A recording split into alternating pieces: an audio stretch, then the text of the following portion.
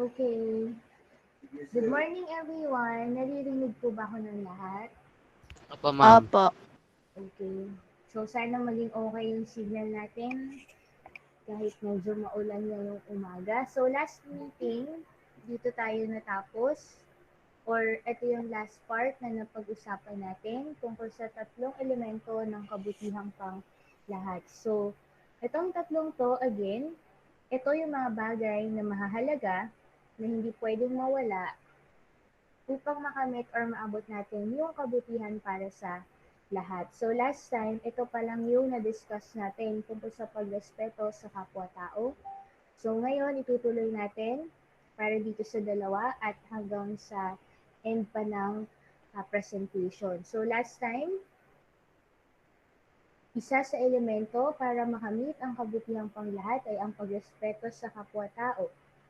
So, doon papasok yung kahalagahan ng saligang batas o ng mga batas. So, if we can still remember, let's review. Ano nga ba ang kahalagahan ng batas? Paano niya na ipapakita ang respeto sa kapwa? Bakit may batas?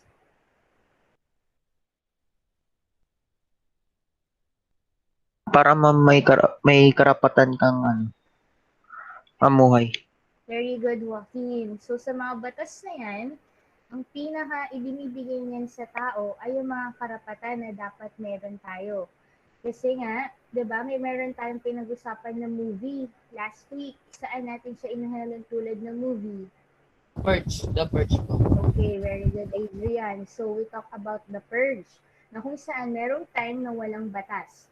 Dahil walang batas, magkakaroon ng chance na wala ng karapatan ang lahat.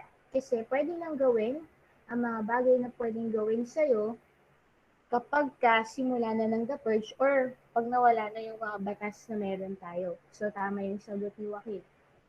So, dahil sa mga batas na yan ang nagbibigay sa atin ng mga karapatan. At yung mga karapatan na yun, bilang isang tao, kailangan respetuhin natin yan. Kasi hindi lang naman ikaw ang may karapatan. Lahat tayo ay may karapatan. So, sino ba ang nagpapatupad at gumagawa ng mga batas? Ito Mga gobyerno. Gobyerno o ang mga namumuno. And syempre, mula doon sa mga batas na ginawa nila, yan ay para sa mga pinamumunuan o yung ating mga followers. Tayo yon, mga common residents. So itong dalawang to, dapat sa kanila magmula or sila yung mangunguna para gumalang sa pangunahing karapatan ng bawat tao. Which means, dapat sinamumuno, respetuhin niya yung karapatan na mayroon si pinamumunuan. Same thing with the followers, kailangan respetuhin din niya yung karapatan na mayroon din si namumuno.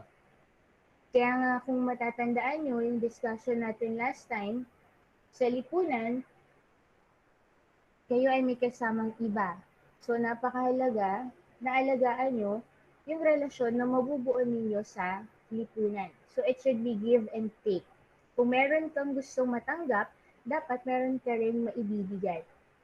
So ano yung pwede mong ibigay? Yun yung respeto. Kung gusto mong makatanggap ng respeto, dapat kaya mo rin magbigay ng respeto na hinihingi mo. So let's proceed sa pangalawang elemento. May tanong ba dito sa una? May tanong pa ba? Maliwanag naman?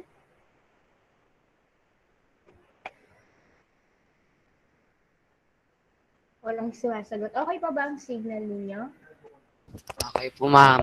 Opo, ma'am. Opo. Okay. So let's proceed. Ikalawang elemento ng kabutihang panglahat ay tungkol sa pagpapaunlad sa lahat ng tao. So sa pagpapaunlad sa lahat ng tao, sino yung pinaka-responsable dyan? Presidente. Okay, ang presidente o kung sino mang namumuno sa isang lipunan. Okay, so bakit sila or siya yung responsable para sa pagpapaunlad ng lahat? Kasi ano ba yung trabaho niya? Bilang isang pinuno, ito daw yung pinakatrabaho niya. Siya yung tagagawa ng mga, anong ginagawa niya? Pagpapasya, ma'am, tsaka pagpipili. Very good. So, siya yung gumagawa ng mga pasya or mga desisyon. At siya rin yung mga pipili ng mga bagay na maibibigay niya sa tao upang mamuhay bilang isang ganap na tao. Which means, bilang isang leader or namumuno, dapat siguraduhin niya na yung mga tao niya ay namumuhay na parang tao or namumuhay na ganap na tao. So, paano ba natin masasabi ng isang tao ay namumuhay bilang isang ganap na tao?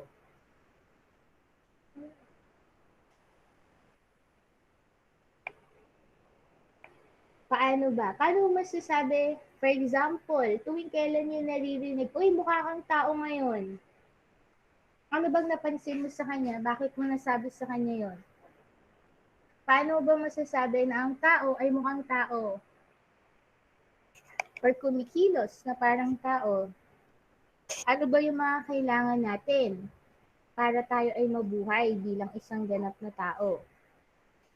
Ano yung mga basic? Disiplina. Disiplina, what else? Basic needs natin bilang isang tao. Kain, ma'am. Very good, Adrian. Pagkain. Kasi ang tao, pag hindi nakakakain, anong nangyayari sa inyo kapag kayo ay nagugutom or nalilipasan na ng gutom? Anong pinaka-epekto niyan sa atin bilang tao? Ma'am, pwedeng magkasakit, ma'am, sa kakulangan ng nutrients. Very good, Shin. Pwede kang magkasakit. At pinakaunang maapektuhan yan sa'yo ay yung iyong utak. Kaya nga, di ba, Magiging malnutri. pagka hindi ka nakakakain, unang sumasakit sa'yo ay ang iyong ulo. Nahihilo ka. Kasi hindi nakakapag-function ng tama yung brain mo. So, pwede kang magkaroon ng sakit dahil wala ka nang nutrients na nakukuha. And kapag napadalas yan, tama yung sagot ni Vladimir na pwede kang maging malnourished. Okay? So, kailangan, isa sa pinakamahalagang needs or pangangailangan ng tao ay ang pagkain. Kasi kapag hindi siya nakakain, again, hindi siya makakapag-isip ng matino. Kapag hindi siya nakapag-isip ng matino, hindi na siya mamumuhay na parang tao. Kaya dyan minsan, merong mga nagsisiraan na ng ulo, sila yung mga umaakto na, parang isa ng, ano na yung kilos nila? Para na silang isang Hayop. very good, Daniel. Hayop Ma'am, na. Kaya, di ba? Yung mga wala nang makain, kung mapapansin ninyo, yung mga nakatira na sa lansangan, dahil nalipasan na sila ng gutom, para na silang hayop. Hindi naman dahil nangangagat na sila. Okay? Ibig sabihin, para na silang hayop na wala na silang pakialam sa kanilang itsura, kung saan-saan na sila natutulog, kung saan-saan na sila nag-i-stay. Kung saan sila aabutan kung maiihi sila or madudumi sila, anywhere na lang. Na parang katulad ng isang aso, di ba? Ang aso naman, regular na aso ha, asong lansangan, anywhere kung saan yan abutan ng pag-ihi niya, doon na lang siya. So, yun yan. Kaya nga kung mapapansin niyo, tama din yung sagot kanina ni, sino ba yung nagsagot kanina? Si Jennifer, damit. Okay? Kaya nga di ba usually, pag sinasabi, uy, mukha kang tao ngayon, ibig sabihin, ang ganda ng ayos mo, maganda yung pananamit mo ngayon. Kasi bilang isang tao, mahalaga rin sa atin na tayo ay may suot na damit. Hindi dahil gusto mong magpaganda or magpapogi, pero kaya mo kailangan ng damit, kasi ano bang pinaka-function niyan? Maliban sa fashion, ano mo lang basic function ng mga damit?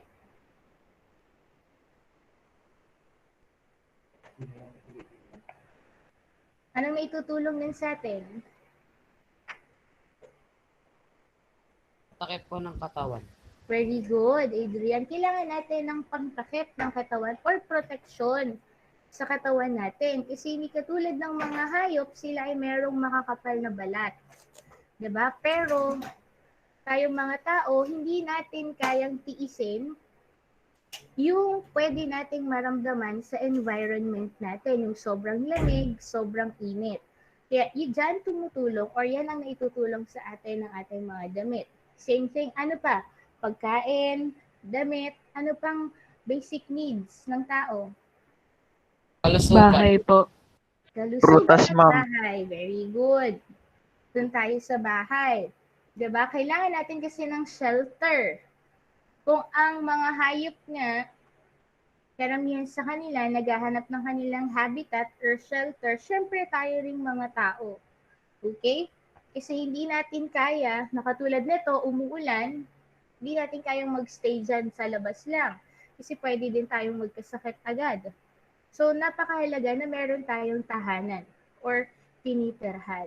So, yun yung ibig sabihin nitong pamumuhay bilang isang ganap na tao. So, hindi natin kailangan dito ng complicated na answer. Okay, basic lang yan. Mamumuhay ka bilang isang tao kung makukuha mo yung basic needs mo. Ano nga ba yung basic needs? Yung sagot nyo kanina, pagkain, damit, bahay, prutas, at iba pa. Okay? Kaya nga kung mapapansin niyo, yung mga politiko, kasi nga sabi dito, ang pinaka-responsable daw dyan ay yung mga pinuno. Kaya kung ma-observe ninyo, yung mga politiko, usually, ano yung project nila?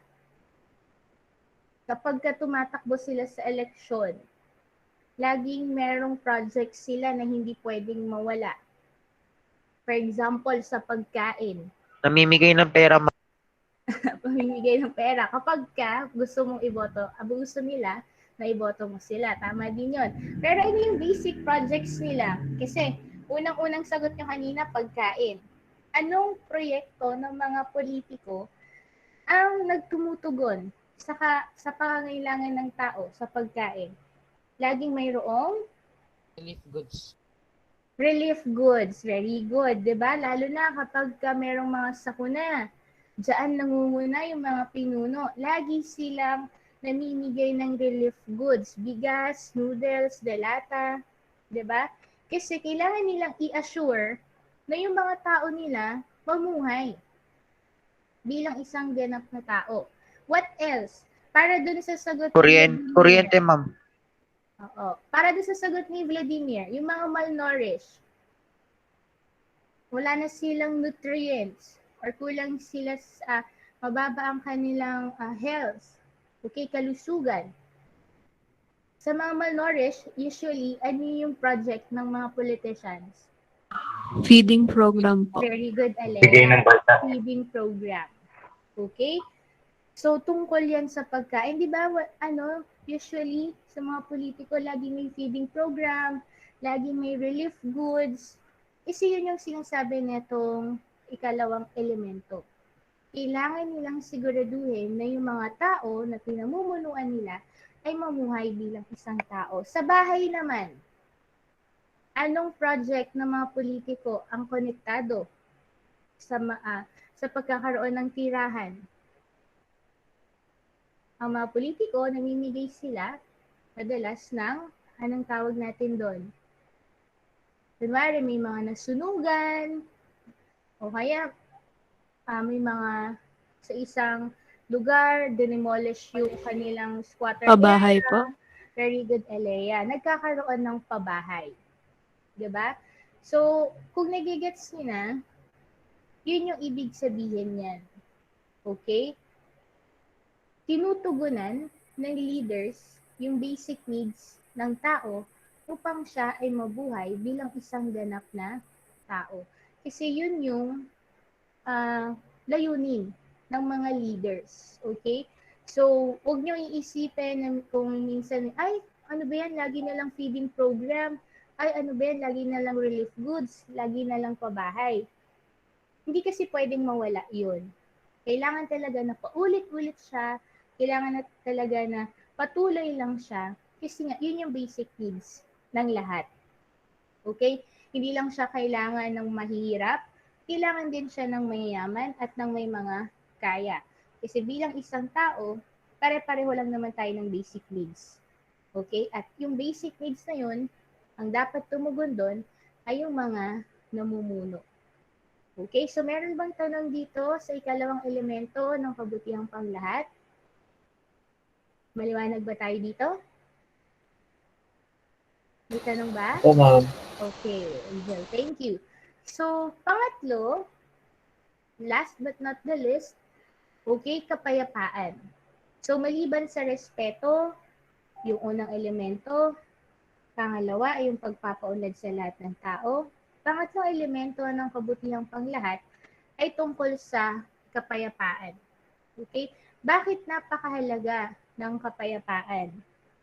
Kung matatandaan nyo yung discussion natin last week, ano ulit ang definition ng lipunan? Diba sinabi doon na sa lipunan, ito daw yung isa o higit pang grupo ng mga tao na naninirahan sa isang lugar.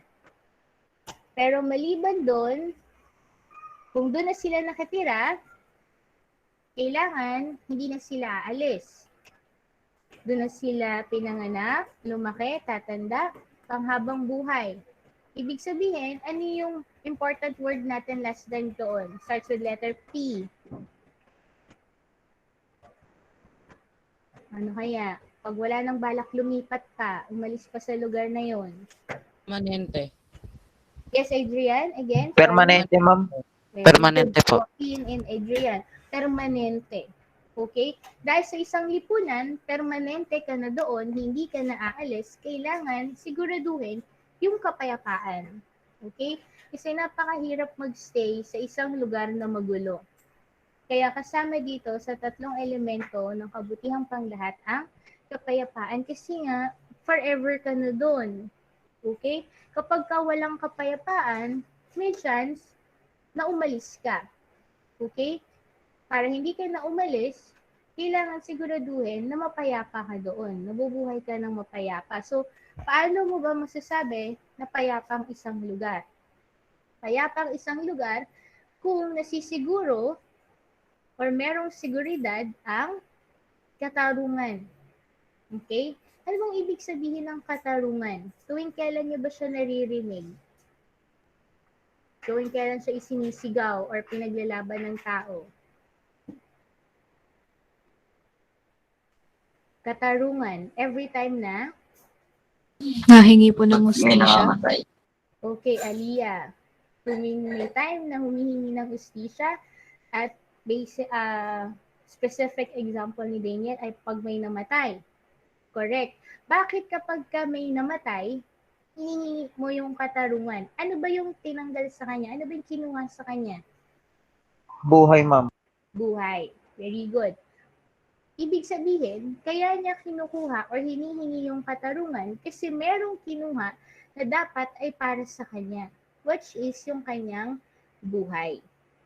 Kasi ang ibig sabihin po ng katarungan ay pagbibigay kung ano ang nararapat. Okay? For example, sa mga na-rape, ano yung hinihingi nila na dapat sana ay para sa kanila na kinuha ng rapist? Dignidad. Very good. Dignity. Okay? Nawala na yung dignidad niya kasi hindi na siya nirespeto. 'Di ba? So, yun yung hustisya na hinihingi nung biktima ng rape. So, again, ang katarungan, ibig sabihin po niyan, pagbibigay kung ano ang nararapat. Okay? Kung meron kayong notebook dyan, i-take down note niyo yan, ha? Ang katarungan, pagbibigay kung ano ang nararapat. Okay? So, hindi lang yan tungkol sa krimen. Konektado lang yan sa krimen. Pero ang pinaka-ibig sabihin yan, nagiging makatarungan ka kung ibinibigay mo kung ano yung dapat para sa isang tao. So, which means, for example, sa isang lipunan, bakit kaya nagnanakaw ang isang tao? Para may makain, ma'am. Very good, Joaquin. Para may May makain. makaano. So, Walang pera. kaya siya nagnanakaw kasi gusto niyang magkaroon ng pera at makabili ng pagkain kasi meron ng bagay na hindi na niya nakukuha na dapat ay para sa kanya, which is ang makakain. Okay? So, feeling ng tao na yon hindi na nagiging makatarungan yung pagkakataon sa kanya. Okay? Or yung sitwasyon. Kaya pinipili na niyang magnakaw. Katulad din yan sa iba pang kriminal na nagiging pusher, o kaya naman sa mga depressed, gumagamit na sila ng drugs kasi feeling nila nawawala na yung happiness sa katawan nila. So ginagamit nila yung drugs para maka-feel sila, to feel better. Okay? So kaya nagkakaroon ng mga kriminal kasi pakiramdam nila nawawala na ng katarungan or meron nang nawawalang bagay na dapat sana ay para sa kanila. So kapag napuno na tayo ng kriminal, nawawala na ang, ano na yung mawawala? Kapayapaan. Kapayapaan. Okay, nagkakagulo na. Kasi lahat tayo, hinahanap na kung ano yung dapat para sa atin. Okay, so kung wala ng kapayapaan, puro kaguluhan na lang, hindi na nakukuha yung kabutihan para sa lahat. Kasi damay-damay na yan. Kasi nga, nasa lipunan sila. Okay? Usually, kung ano na yung nangyayari sa iba, pwedeng maapektuhan na rin yung iba pang kasama or miyembro ng lipunan. Kaya napakahalaga ng kapayapaan. And again, para makuha ang kapayapaan, kailangan siguraduhin na merong Katarungan. katarungan. Okay? Or justice. Justisya. So, again, ang kabutihang panglahat, ito yung nagpapaunlad sa lahat ng tao. Kung wala yan, hindi tayo uunlad. Okay? Hindi uunlad ang lahat. Okay? And ang kabutihang panglahat, nakaugat yan sa katotohanan. Yung katotohanan na sinasabi dito, hindi yan yung being honest or pagsasabi ng totoo. Hindi po yun yan, ha? Ang katotohanan na tinutukoy dito, bilang isang tao, kailangan harapin mo yung katotohanan na meron kang kasamang iba. Okay? Kailangan harapin mo yung katotohanan na kailangan mong makipag-ugnayan sa kanila.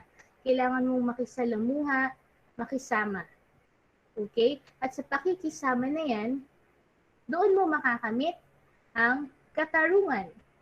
Kasi for example, hindi ko malalaman kung anong kailangan ni Prince or ni Princess kapag hindi ako nakisalamuha sa kanila.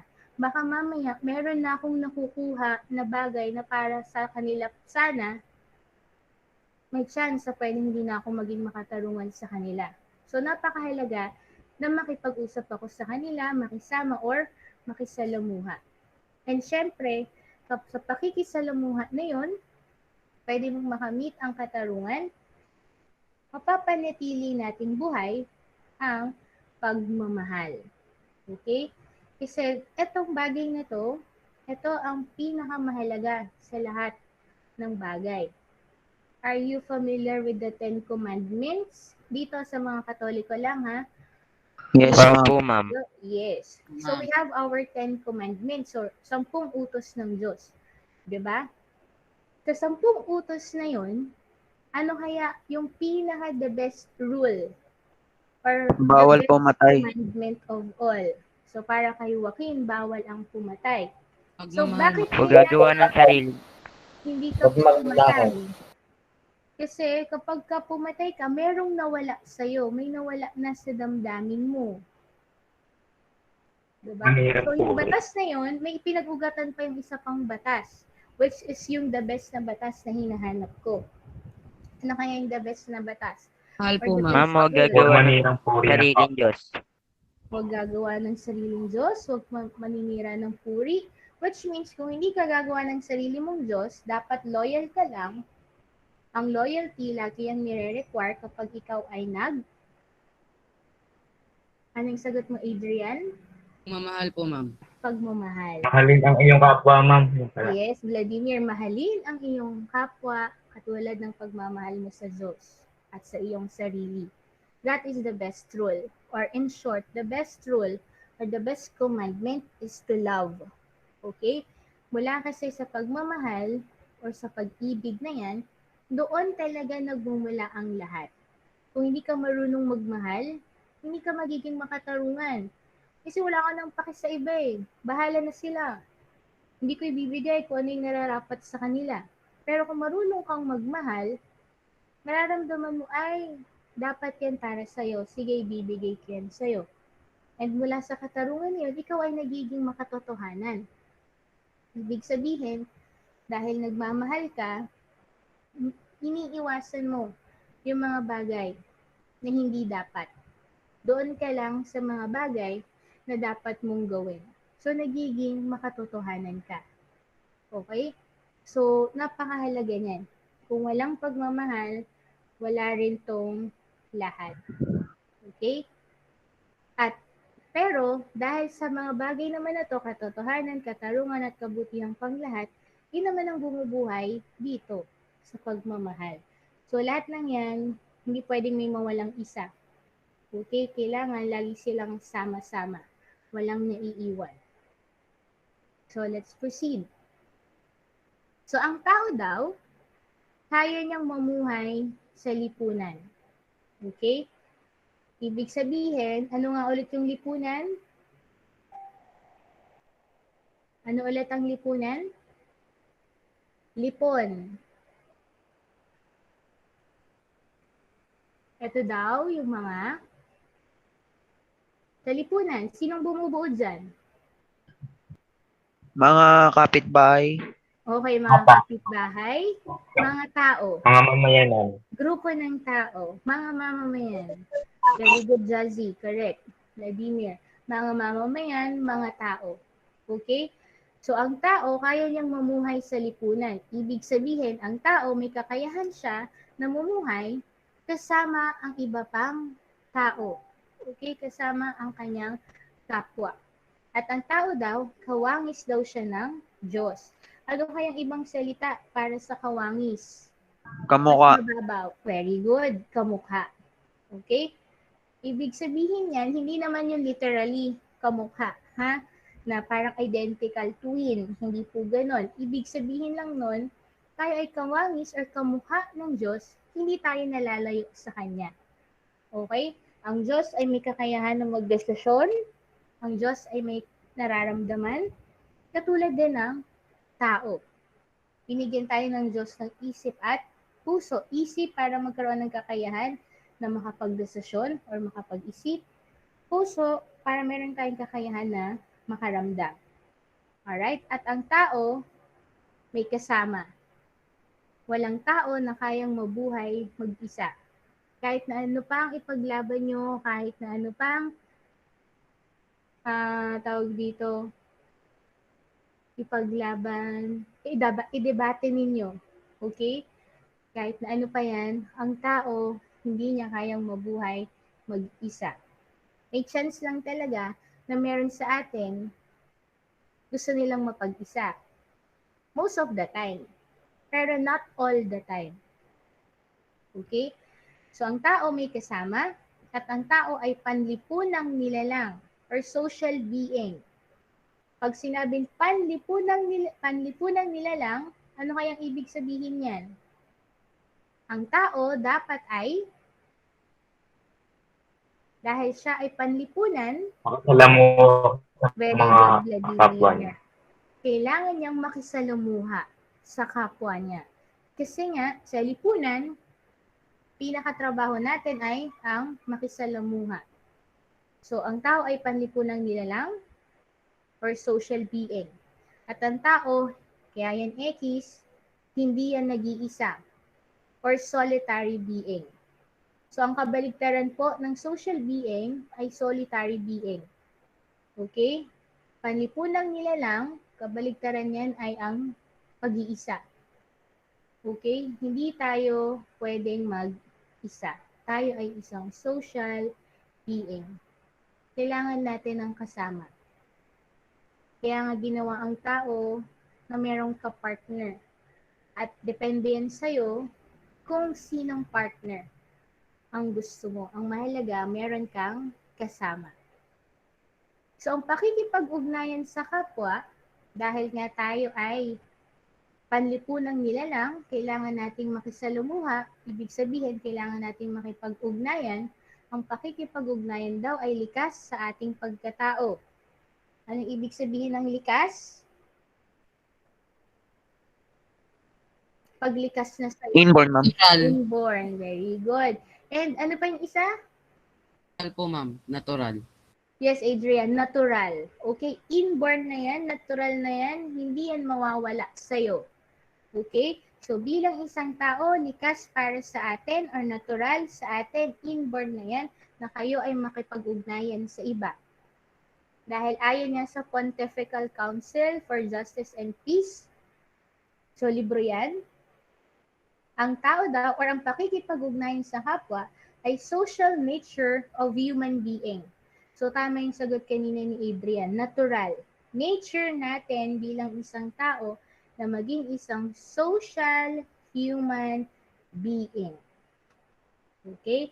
Ugnayan sa kapwa. Diyan pumapasok ang golden rule. Okay? Sino kayang nagpasimula ng golden rule? Ito siya. Galing siyang China. He is one of the greatest philosopher in China. It starts with letter C. Kilala niyo ba yan sa Asian history? Familiar ba kayo sa kanya? Chinese? Hindi yan si Confucius. Buddha, ha? Okay. very Confucius. good. Sino yan, Eden? Confucius. Very good. That's correct. That is Confucius. So si Confucius, siya yung parang counterpart ni Jose Rizal dito sa Pilipinas. Kasi si Confucius bilang isang greatest philosopher ng China, nakipaglaban din siya sa war through writings din. Kaparehas ni Jose Rizal. So si Confucius, ang pinakasikat sa kanyang mga isinulat or ipinatupad ay ang Golden Rule. Ano kayang Golden Rule ni Confucius? What's the Golden Rule? Pwedeng English, pwedeng Tagalog. Huwag lang Chinese. Ha? Ano yung Golden Rule? Ano yung unang pumasok sa isip nyo? Golden Rule. What's the Golden Rule?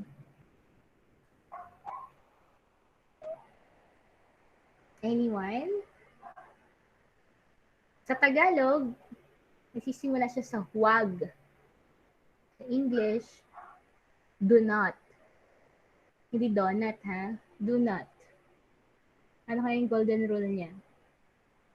Huwag mong Huwag mong gawin sa kapwa mo kung ayaw mong gawin sa iyo. Very good, Hazel and Adrian. Huwag mong gawin sa iba or sa kapwa mo ang bagay na ayaw mong gawin nila sa'yo. Okay? That's the golden rule. Kapag isinabuhay mo yung golden rule ni Confucius, yun kasi ay nagtutungo sa makabuluhan at mabuting pakikipagkapwa. So kung gusto mo magkaroon ng makabuluhan at mabuting pakikipagkapwa, huwag mo daw gawin sa iba ang mga bagay na ayaw mong gawin nila sa'yo. Alright? So for sure, familiar na kayo dyan. Baka hindi lang sure yung iba, kaya hindi sumasagot. So that's the golden rule. And with this golden rule, meron dyang controversy. Kasi, pininiwalaan na syempre yung golden rule, it came from Confucius. Pero merong controversy na hindi daw si Confucius ang unang nagpasimula ng golden rule. Sino kaya yung isa pa daw? Sinasabi na merong nauna, si Jesucristo o si Jesus Christ. Ano kayang version niya ng golden rule? Familiar ba kayo sa version niya? Kung kay Confucius, huwag mong gawin sa iba, kabaligtaran yung sinabi ni Jesus Christ. Ano kayang kabaligtaran ng huwag mong gawin sa iba? Baliktarin niyo lang. Ma'am, Yes, Vladimir. pag pinaktan ka, mahalin ka. Mahalin mo. Ganda. Oo, kasama din yan sa Bible. Good. Pagka sinaktan ka, balikan mo ng pagmamahal. Pag pinaktan ka, huwag mong gagantihan at mahalin mo na lang. Yes, that's correct. Pero dun tayo sa connection. Ano, kay Confucius. Baligtarin niyo lang yung huwag mong gawin sa iba. Gumawa ka ng mabuti sa kapwa. Daniel. Or gawin mo sa iba. Okay? Ang version kasi ni Jesu Cristo or ni Jesus Christ ay gawin mo sa iba ang gusto mong gawin nila sa'yo. Ang kay Confucius, huwag mong gawin sa iba ang ayaw mong gawin nila sa'yo. Magkahawig ba? Magkahawig po ba? Sa tingin nyo? Yes, Anyone? Yes, di ba? Opo, ma'am. Magkahawig siya. Magkaiba lang ng terms ng ginamit. Pero pag kinuha mo yung pinaka-meaning, pareho lang. Pareho lang siyang tumutungo sa pakikipagkapwa or mabuting pakikipagkapwa. So yung golden rule na yan, may controversy kung sinong nauna. Si Confucius ba? Or si Jesus Christ? At meron pang isang sumabay dyan sa isa pang religion, si Muhammad. Okay, si Muhammad, sino siya? Sino si Muhammad? Muslim. Ano siya sa mga Muslim? May Muslim ba tayo dito? Ma'am, ano po siya? Parang Diyos rin po siya ng mga Muslim. Diyos ng mga Muslim? Ang Diyos nila ay si Allah. Munghi. Ma'am, siya pa yung founder ng Islam. Okay, founder siya Ako nga ng pala ang Islam. founder ng Islam pala. Correct. And other than that, siya din ang kinikilalang Last prophet. very good prophet. Very good. Prophet siya. Or ano bang Tagalog ng prophet? Propeta? Propeta, ayun. Siya ang prophet or propeta ng mga Muslim. At sa kanya, dahil siya ang founder ng Islam, correct, si Aiden, ang gusto niyang rule din sa Islam ay gawin mo ang makakabuti para sa iyong mga kapatid. Okay? And sa Muslim, sining kapatid nila? Yung kadugo lang ba nila? Sa mga Mga Muslim, tao. lahat. Very good, Aiden. Bilang isang Muslim, kapag kapwa mo Muslim, kahit hindi mo yan kadugo, kailangan kilalanin mo siya bilang kapatid. Ibig sabihin, lahat ng tao na pwedeng nasa paligid nila.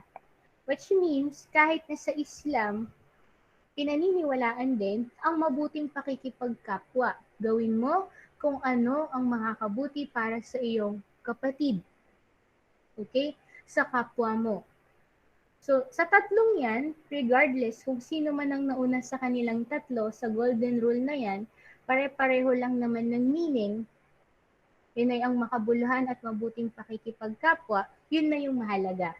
Okay? Kasi hindi naman yan competency or hindi naman yan labanan ng paunahan ng rules. Okay? May kanya-kanya lang din kasi tayong religion, kanya-kanyang culture, and kanya-kanyang paniniwala. Pero kahit na sa anong religion ka man nabibilang, lahat pa rin tayo ay mag-end up sa mabuting pakikipagkapwa. Okay? So that's the golden rule. Mabuting pakikipagkapwa. So let's proceed. So ang pakikipagkapwa, ito daw yung nagpapatatag ng mga bertud ng katarungan or justice at pagmamahal or charity. So yung dito sa sentence na to, lahat ng words dyan, for sure familiar na tayo maliban sa isa. Ano yung isang word dyan na medyo mahirap intindihin? Bertu. Very good. Bertud. Diba? Kasi medyo malalim yan. Ano kayang ibig sabihin ng bertud? Ang bertud or virtue in English, yan, ang lower form niyan ay values. Okay? Or sa Tagalog, pagpapahalaga. Yung values na meron ka, pag nag-evolve into higher level, magiging bertud. Okay, parang yung Pokemon, nag-evolve. Diba? Into higher level. Kapag ang values mo ay automatic na, nagiging bertud na siya. Anong example niyan? For example, tanungin ko sino bang pwedeng volunteer? May tatanong lang ako. Hindi naman mahirap. Anyone na pwede kong tanungin? Anong values ang meron ka? Anong pagpapahalaga ang meron ka? Anyone na gustong sumagot?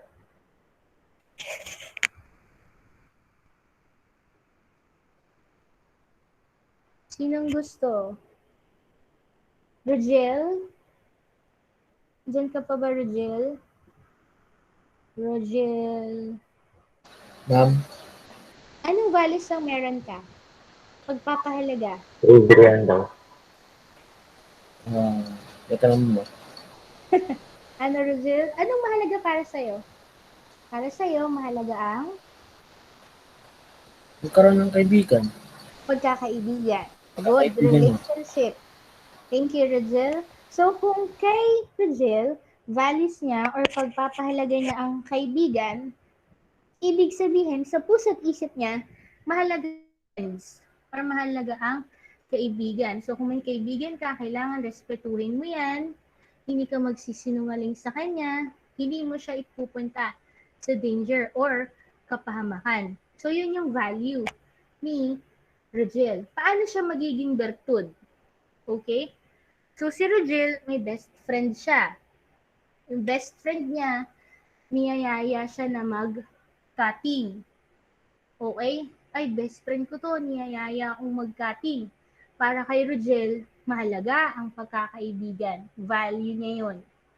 Okay? So, paano magiging bertud or virtue yung value na meron si Rogel? Kasi nga sabi ko, yung value, yan ay nag-evolve into higher level para maging virtue. So, kung kay Rogel, mahalaga sa kanya ang pagkakaibigan, kapag inaya siya mag-cutting, Rogel, anong dapat mong gawin? Mahalaga sa'yo ang friendship, ha? Sasama ka o hindi? Hindi po. Bakit hindi? Eh, mahalaga sa'yo yung friendship, eh. Ma'am, porket kaibigan ko po siya, ma'am, hindi lahat ng utos na susundin ko. Very good. And bilang isang kaibigan, paano mo siya matutulungan? Sabihan na lang ako mag-cutting, na mag-aral na lang mabuti para din sa Very good. kinabukasan niya. Yes. So, kahit na kaibigan mo yan, hindi naman ibig sabihin na lahat ng sasabihin niya, tama yung sabi ni Rogel, susundin mo. Okay? So, yung value ng pagkakaibigan ni Rogel, di ba, kung mapapansin niyo, mabilis yung pagsagot ni Rogel. Kasi kapag ka-virtue mo na ang isang bagay, automatic na yan. Hindi mo na siya pag-iisipan ng matagal. Hindi ka na mako-confuse. Okay, ay, mahalaga sa akin ang pagkakaibigan. Dahil mahalaga sa akin tong best friend na to, hindi ko siya hahayaan na mapunta sa danger or kapahamakan kapag ka nahuling mag-cutting, pwedeng mag-guidance.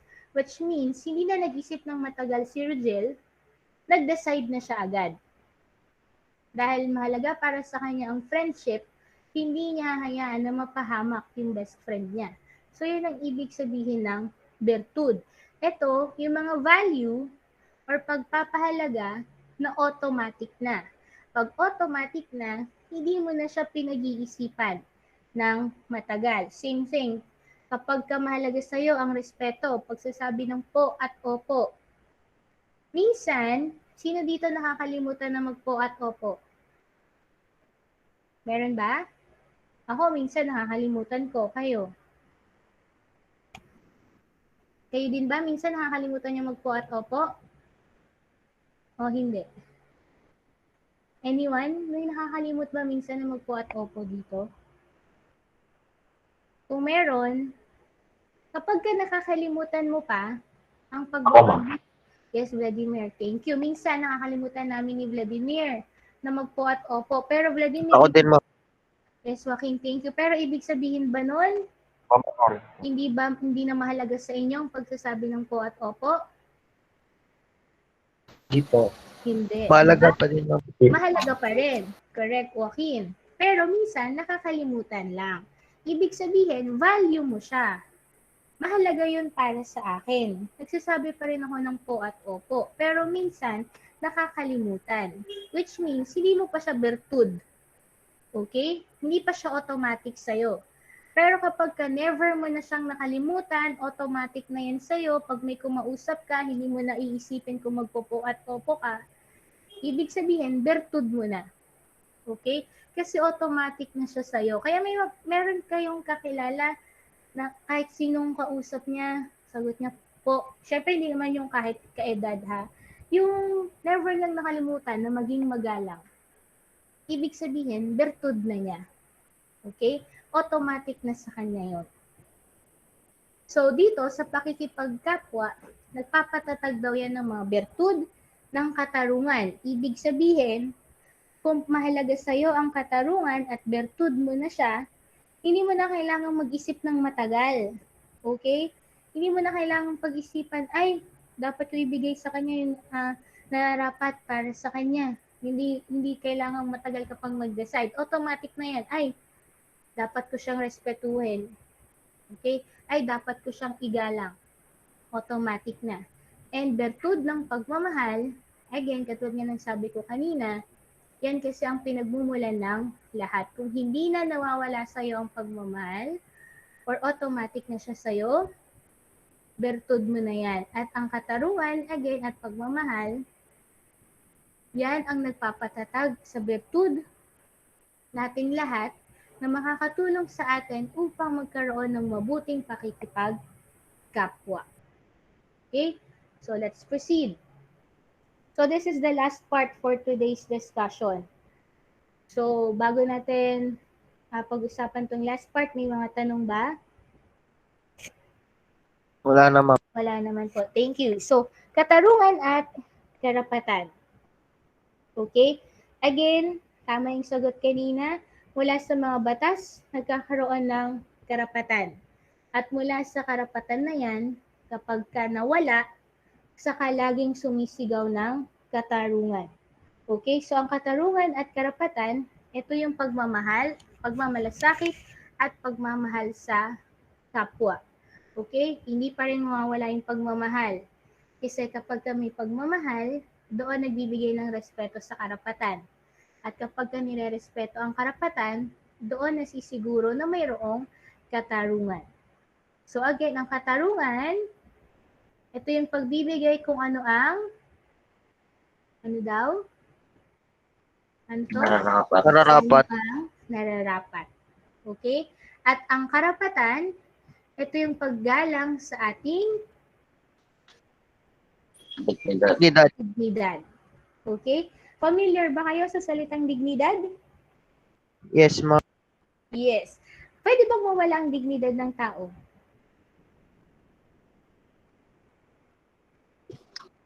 Sa tingin nyo, pwede ba siyang mawala? Mabawasan? Pwede. Sino yun? Pwede? Sabi ni Shin, pwede daw.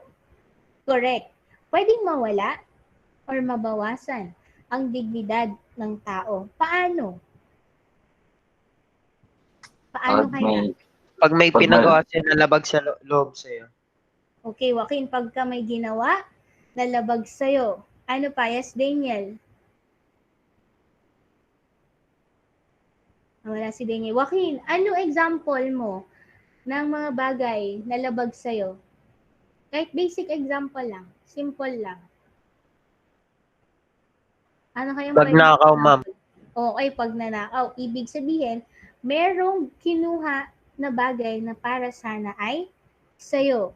For example, ninakawan ka ng pagkain. So si Joaquin, hindi na siya makakakain. Anong pwedeng mangyari kay Joaquin pag hindi na siya makakain? Anong epekto sa'yo, Joaquin? Nagutom, ma'am. Okay, pag nagugutom ka, anong nangyayari sa'yo? Ano nangyayari sa'yo, Joaquin? Kapag ka nagutom ka na, madali ka nang mainis, di ba? Madali ka nang Opo, ma'am. magsalita. Ang init na agad ng ulo mo. Okay, konting inis mo lang, pwede ka nang manakit. Kasi, hindi na nagpo-function ng tama yung isip mo. Pwedeng, sa pagkakaroon mo or sa pagkawala mo ng chance na makakain, pwedeng mabawasan ang iyong dignidad. Bakit? Ang dignidad kasi, yan po yung indicator or yan yung sign na ikaw ay tao pa. Okay? Kapag ka nababawasan yan, ibig sabihin nababawasan yung pagiging tao mo. Kung maaalala nyo yung kaninang pinag-usapan natin, pag nawala ang basic needs, pag hindi ka na nakakakain, wala ka ng damit, wala ka ng tirahan, hindi ka na nabubuhay na parang isang tao or ganap na tao. Ibig sabihin, nawawalan ka na ng dignidad. So, sino kayang example ng mga taong nawalan na ng dignidad? Hindi na sila nabubuhay bilang isang ganap na tao. Sino example natin dyan? Mga Namatayan. namatayan ba? May bahay pa rin sila. Mga naninirahan sa kalsada mo. Very good, Joaquin. Yung mga taong lansangan. Natatanggalan na sila ng dignidad kasi, bakit, Joaquin? Ano naman? Kasi ma'am, wala silang pera. Okay, at wala na silang pera, nakatira na sila sa lansangan, nabubuhay na sila na parang isang, ano po? Hayop. Hayop. Very good, Vladimir. That's correct. So, silang example ng mga taong nawawalan na ng dignidad kasi hindi na sila nabubuhay bilang isang tao. Okay? So, yun ang ibig sabihin ng dignidad, ha? Yan yung pagiging ganap ng tao. Okay? Indicator yan na nabubuhay ka pa bilang isang tao. Kasi merong misconception dito eh. Kapag kami sa, uy, tinatapakan mo yung dignidad ko, sinisiraan mo ko, ginagawan mo ko ng kwento. Dignidad ba yung sinisira sa'yo doon? Sa tingin nyo? Kapag Opo, kasi, ma'am. tawag dito, kapag ginagawan ka ng kwento, sinisiraan ka, hindi dignidad yung sinisira sa'yo. Ano kaya? For example, si Vladimir, kilala siya bilang isang honest na tao. Hindi yan nagsisinungaling. Pag ginawan ko siya ng kwento, ay hindi kaya, ubod kaya ng sinungaling ni Vladimir. Ibig sabihin ba, tinatanggal ko yung dignidad ni Vladimir? Hindi, ma'am. Hindi. Kasi si Vladimir may pagkain pa rin, may damit pa rin, may bahay pa rin. Tao pa rin siya. Tama, Joaquin? Opo, ma'am. Nabubuhay pa rin siyang tao. So may dignity pa rin siya. Ano yung sinisira ko kay Vladimir? Karapatan.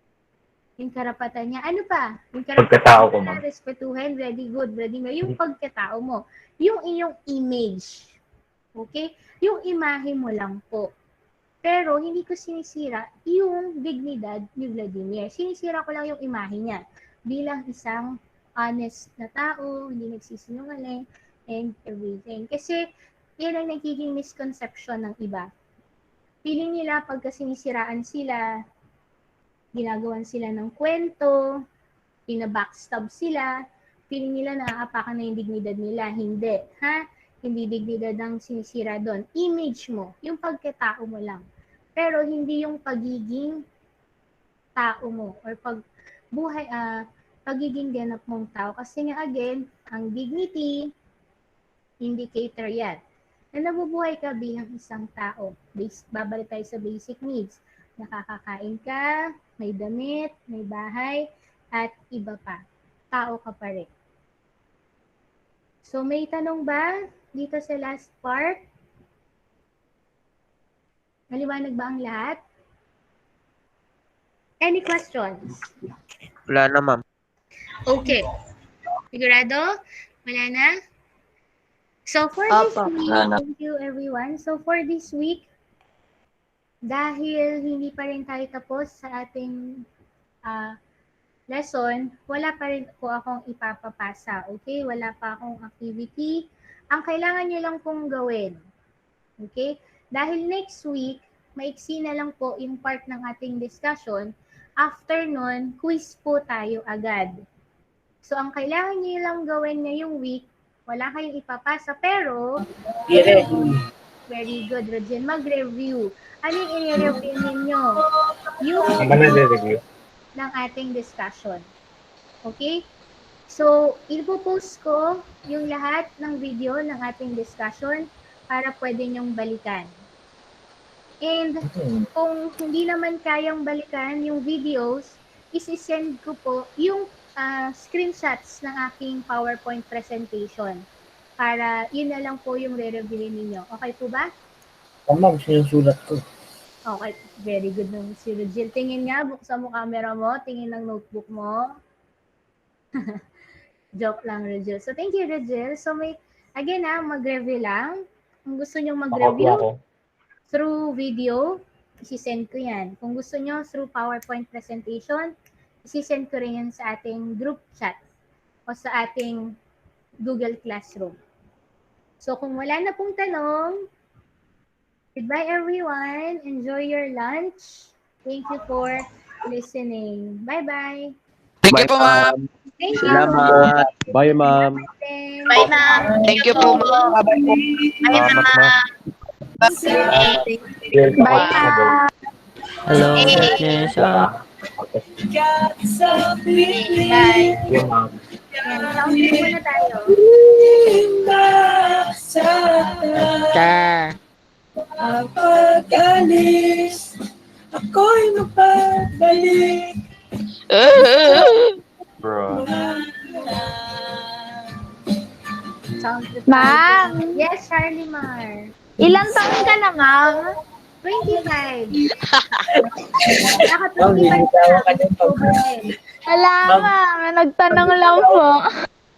binitawan ka niyan, ma'am. Meron. Hindi na pwede. Bawat sandali Sound trip talaga si Rigel, oh. Ma'am, kasi na pa ako Ano pa, Eden? Sorry. ano ma'am, kanina pa ako papatugtog. Sino ikaw? Sino ba yan? Si Rigel na ikaw? Ako ma'am,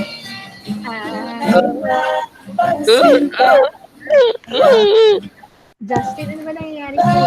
Ang aso na.